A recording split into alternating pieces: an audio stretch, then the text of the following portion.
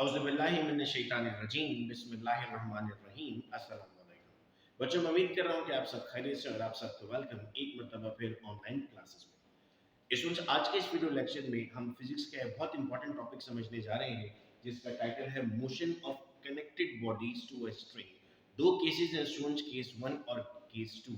आज के इस वीडियो लेक्चर में इंशाल्लाह हम केस 1 को कंप्लीट कर रहे होंगे और इसके न्यूमेरिकल्स भी आते हैं पेपर में, तो कब कौन सा फार्मूला इस्तेमाल करना होगा हम ये भी सीख रहे होंगे। केस नंबर 1 में स्टूडेंट्स हम कहते हैं कि हमारे पास एक फिक्स पुली है और उस पुली पर आपने दो मासेस लिए हैं m1 और m2।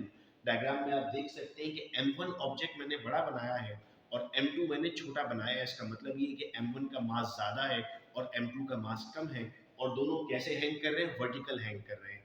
याद रहे स्टूडेंट्स, ये हमारे पास ट्रिक होगी ये पहचानने की न्यूमेरिकल में ये नहीं बताया जाता कि न्यूमेरिकल कौन से केस से सॉल्व करना है। या तो डायग्राम दी जाती है तो ऐसी डायग्राम बनी हुई होगी, या फिर आपको कहा जाएगा कि both the bodies are hanging vertically, तो इसका मतलब होगा कि आप कौन से केस से सॉल्व करेंगे, केस 1 से सॉल्व करेंगे।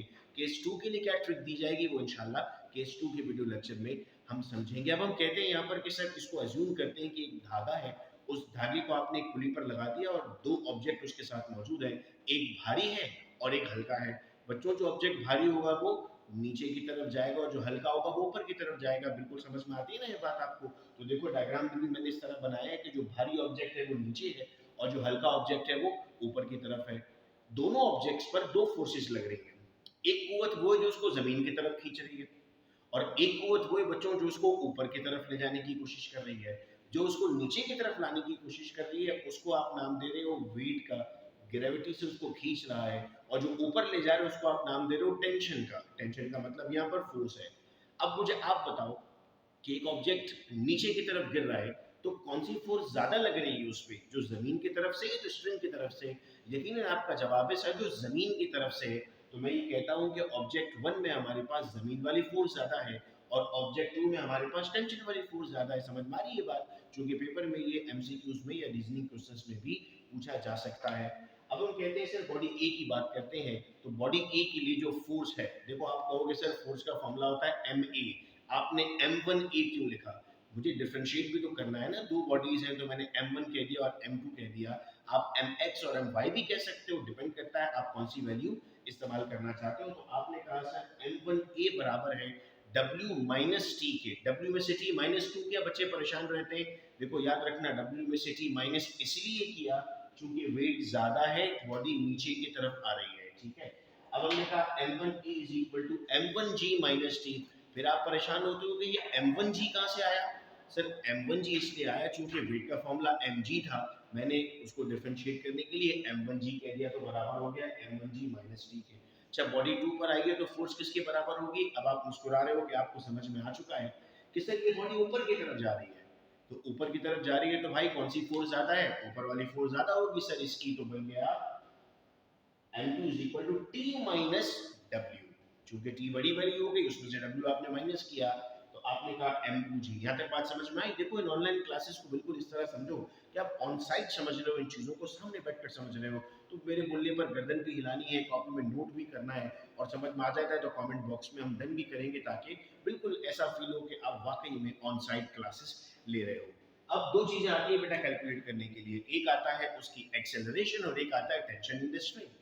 आइए सबसे पहले एक्सेलरेशन मालूम करते हैं। देखो इसको इक्वेशन नंबर 1 कह दो, इसको इक्वेशन नंबर 2 कह दो। तो हम क्या कहेंगे? हम कहेंगे सर इन दोनों इक्वेशंस को हमने क्या किया, एक्सेलरेशन के लिए ऐड कर दिया। एक्सेलरेशन के लिए इन दोनों इक्वेशंस को क्या किया हमने? ऐड कर दिया। तो जब हमने इनको ऐड किया m1a m1g माइनस t ये पहली इक्वेशन है, m2a t माइनस m2g ये दूसरी इक्वेशन है। जब इनको आपने प्लस कर दिया, आपने कहा सर माइनस टी और प्लस टी आपस में कैंसिल हो गए।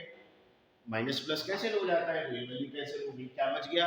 नीचे लिख दो m1a प्लस m2a, ऊपर से नीचे लिख दिया बेटा हमने, is equal to m1g minus m2g। यहाँ तक भी समझ में आता जा रहा है हमें? अब देखो मैं कॉमन ले रहा हूँ। कॉमन कैसे लिया मैंने? a यहाँ पर भी है, a यहाँ पर भी है, तो मैंने कहा कि एक मर्तबा लिखता हूँ, कॉमन ले लो।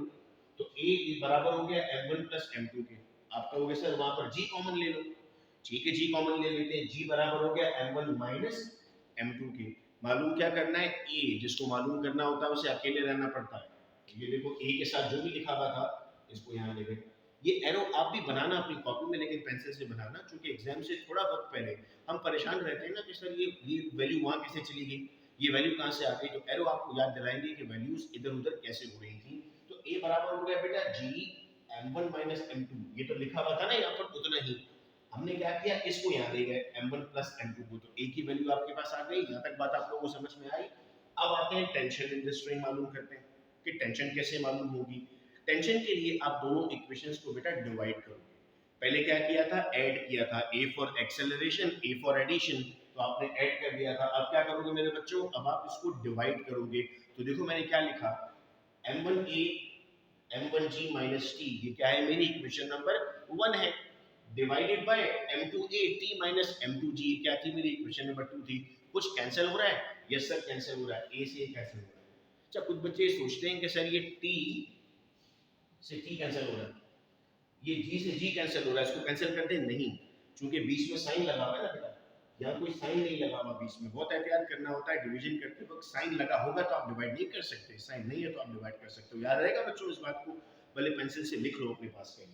तो अब फॉर्मूला क्या बन गया, फॉर्मूला बन गया m1 अपॉन m2, ए कहाँ गया, कैंसिल हो गया सर, बराबर हुआ m1g minus T divided by t minus m2g।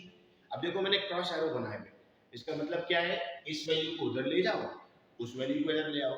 Books में डेरिवेशन इसीलिए समझ में नहीं आती कि डायरेक्ट आंसर्स लिखे होते हैं, नोट्स में भी कभी कभार डायरेक्ट डायरेक्ट लिखा होता है, तो हमें पता ही नहीं चलता वैल्यूज घूम कैसे रही है। इसीलिए वीडियो बनाकर बेटा हम इस टॉपिक को समझ रहे हैं। तो हमने कहा m2 वहां चला गया और ये t माइनस m2g यहाँ चला गया। अब इसको क्या किया, ब्रैकेट में लिखा मल्टीप्लाई कर दो, तो ये m1 इससे भी मल्टीप्लाई होगा, इससे भी मल्टीप्लाई होगा, फिर ये m2 इससे भी मल्टीप्लाई होगा और इससे भी मल्टीप्लाई होगा, दोनों से मल्टीप्लाई होगा, क्या बनेगा, m1t माइनस m1 m2g। ये देखो m1t माइनस m1 m2g, समझ आ रहा है बेटा, is equal to m2 m1g। तो मैंने ऐसी अच्छा लगता है m1 m2 लिखना, आप चाहो तो m2 m1 लिख सकते हो, गलत नहीं होगा, लेकिन बेहतर लगता है कि हम m1 m2 लिखें। तो मैंने यहाँ पर m1 m2g लिख दिया माइनस m2t कर दिया। फिर देखो एरो बनाया हुआ मैंने, मैं चाह रहा हूँ कि एक जैसी वैल्यूज एक साथ आ जाए, टी वहां पर है बेचारा, एक टी यहाँ पर है, दोनों दोस्त एक जगह पर आ जाएंगे तो ज्यादा अच्छा रहेगा। वो माइनस में था, यहाँ पर क्या हो जाएगा, प्लस हो जाएगा सर, ये माइनस में वहां जाके क्या हो जाएगा, प्लस हो जाएगा, ठीक है। तो आपने लिखा m1t प्लस m2t, ये तक भी समझ में आ गया हमें। इसके बाद हमने क्या लिखा, इसके बाद हमने लिखा m1 m2g जो पहले से मौजूद था, प्लस एक और m1 m2g आ गया। तो एक m1 m2g और एक और m1 m2g जब प्लस होंगे तो क्या बन जाएगा सर, दो m1 m2g बन जाएंगे, तो मैंने यहाँ पर 2 लिख दिया। अब यहाँ पर फिर मैं ये कह सकता हूँ कि बार बार टी लिखने से बेहतर है कॉमन ले लिया जाए, तो मैंने कॉमन ले लिया, टी बराबर हो गया m1 प्लस m2 के और 2m1 m2g के। अब टी को अकेला छोड़ना है ना भाई, क्योंकि हेडिंग क्या लगाई थी, टेंशन, टेंशन मालूम करनी थी, टी को अकेला छोड़ दिया, टी के साथ था m1 प्लस m2, जो यहाँ पर क्या हो रहा था सर, मल्टीप्लाई हो रहा था। अब उस तरफ जाकर क्या हो जाएगा, डिवाइड हो जाएगा। तो हमारे पास क्या बन गया, t is equal to 2m1 m2g divided by m1 plus m2। यानी जब भी न्यूमेरिकल करोगे, केस 1 का न्यूमेरिकल होगा, तो उस वक्त आपको क्या करना होगा, उस वक्त आपको एक्सेलरेशन के लिए फॉर्मूला और टेंशन के लिए फॉर्मूला लगाना होगा। बच्चों अगर व्हाट्सएप ग्रुप का पार्ट बनना चाहते हैं आप सब लोग, ताकि ये वीडियो लेक्चर्स और जो नोट्स शेयर किए जाते हैं वो आपको डायरेक्टली व्हाट्सएप पर भेज दिए जाएंगे। तो आप सबसे रिक्वेस्ट है 0332243031 पर अपना नाम, कॉलेज और क्लास मैसेज कर दीजिए, ताकि आपको रिस्पेक्टिव ग्रुप में ऐड कर दिया जाए। बहुत शुक्रिया बेटा इस वीडियो लेक्चर को सुनने का। अपना बहुत ख्याल रखिएगा आप सब लोग, अल्लाह हाफिज़।